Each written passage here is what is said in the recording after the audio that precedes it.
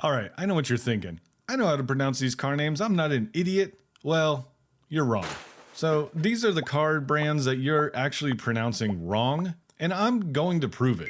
And first, we're going to start off with these Italians because our American tongues are just too dumb to pronounce them. So this one is not lamb or genie. You're not going to rub some lamp and a lamb's going to jump out. No, it's Lamborghini, not Lamborghini, Lamborghini. Get it right. He drives a Lamborghini. Next up is one I cannot get used to ever saying correctly, and I'm still going to say it wrong. And it's apparently not Lancia. My entire life is a lie. But this is like the leading car brand in Italy, and it's pronounced Lancia, or Lancia, if you will. New Lancia. Luxury liberated. And almost as confusing are going to be the French. And it's this one, Peugeot. Peugeot. I don't know, the first time I ever saw this car brand, I was playing Gran Turismo and I just thought it said Peugeot. Turns out, I was incorrect. Now this one can go a few different ways. Some people like pronouncing it as Peugeot, like a bowel movement from Joe. But the French pronounce it as Peugeot. Now there are some other countries that pronounce it a little differently, like Peugeot or Peugeot. But we'll stick with the easy one, Peugeot. Peugeot. The alluring new Peugeot 408. Oh, and here's another good one. It's not Renault or Renault. It's gotta be confusing as hell. The L is silent, and so is the T. Renault. Reno. And if you haven't been to that dirty city, I don't recommend it. Renault. Here's a fun one that I will continue to mispronounce because my English brain just will not get the concept of the W being pronounced V, as the Germans do. So this one is actually BMW. BMW. Like the place we normally go to take our driving tests and fail 7 times and then have to wait a year to go back and do it again and you're all nervous and never mind that. BMW. Not BMW, but I'm going to continue to say it that way. Are you?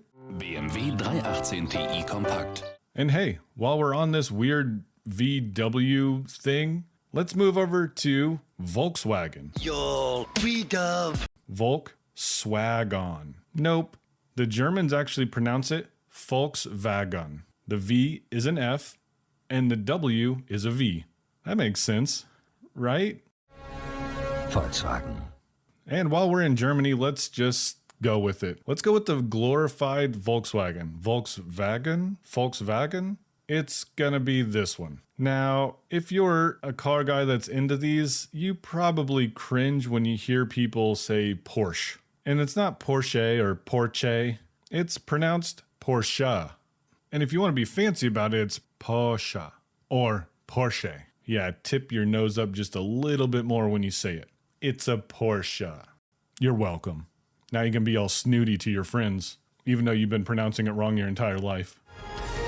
Porsche Identität. Now this one's probably the most frustrating for anyone that's owned a German vehicle is when someone says this, Audi or Udai. Just think about when you were a kid and you skinned your knee a little bit. Owie, Audi, Audi. Audi. And lastly, these Germans are still here. Now, me personally, I actually like the way that some pronounce this, even though it's incorrect. It's not Mercedes. I love the way that sounds, but it's wrong. It's pretty simple. It's not Mercedes or Mercedes-Benz.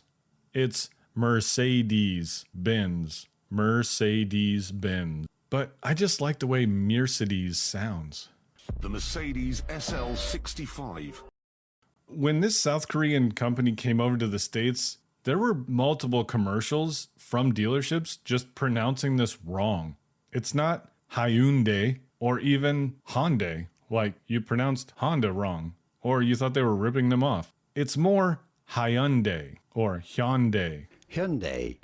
Now, as an American, we don't hear these mispronounced too much, but I'm going to put them on the list. First is an easy one. It's not Buick, like boo-ick, but I can see how this is tricky, and it's pronounced Buick.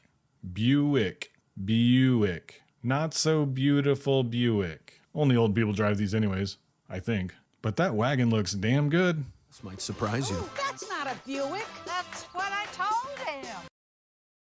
And this one I can definitely see being difficult because this one is a little confusing. And it's not pronounced Chevrolet, like Chevrolet. No. The T is actually silent in this one. So it's more Chevrolet. Chevrolet. Sneaking up on you with that one. USA. See your Chevrolet. Start the 60s right with the finest Chevy ever. And here's one that seems extremely confusing, and my brain just can't process it sometimes. The letters just get all mixed up. It's not cone igseg, like it's not a road cone, and it's actually not like the name Cohen, as it seems. So it's not Cohen ig seg. And since this is Swedish, just imagine that E as a U and the S as a Z. Koenigsegg, or even Koenigsegg. Koenigsegg. Koenigsegg. You say it enough times, you'll hear it. So I guess to me, Koenigsegg is pretty much everything.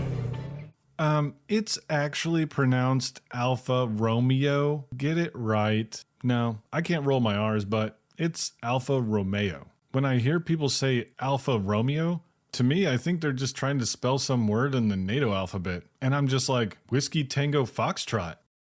New Alfa Romeo Giulia. And hey, if you think I pronounced one of them incorrectly, by all means, correct me. But I'm not wrong. And if you need some help pronouncing some of the names of the cars, not just the brand, I can school you on that, because every day is a learning day.